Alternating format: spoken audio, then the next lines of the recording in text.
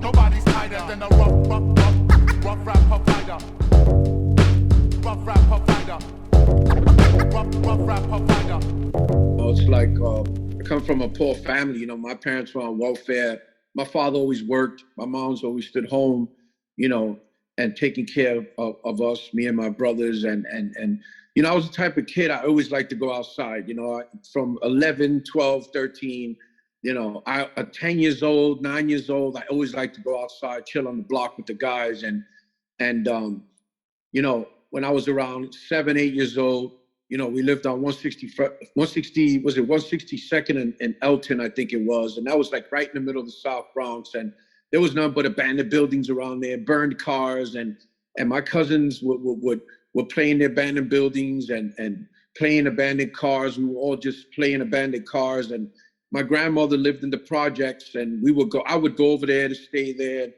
I'm talking 10, 11 years old, and the projects were crazy, and it was a bunch basically Black and Spanish kids, and we would play in the playgrounds, and it was kind of boring.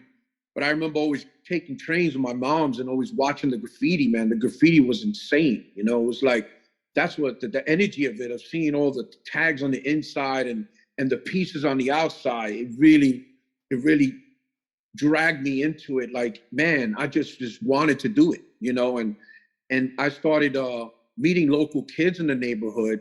They were just tagging the name on the block, and my cousin was tagging his name on the neighborhood, on mailboxes and walls and doors, and that's how it all started, just watching it. And then we would take train rides, because sometimes it'd be so boring in the neighborhood. We would just get on the train and take a train ride, because it was fun. You look out the window, look at the trains, and get off, and then get back and take a walk, steal some potato chips, sodas, candy, go back home. Everybody would chip in, buy some weed. My pops used to sell weed, so I would steal some of his weed, and we were all smoking. I'm talking about 11, 12 years old, man. We were wild kids, and we just had fun. It was just a fun thing. And at the same time, there was kids breakdancing on the neighborhood too. That was another form. And then there was, I would see it in the park sometimes. There would be like events, they called them jams, and be like, yo, there's a jam in the park. And then you would go there and you see B-boys and some dude DJing some rap music or just DJing. And then we would just chill there. And it was just a normal thing, I guess, when nobody had nothing. So they made something out of it. They made something happen. And that was, I guess, hip hop. I lived it. I was there. So I saw it evolve. And I was a breakdancer too, because I got into breaking as well at that time.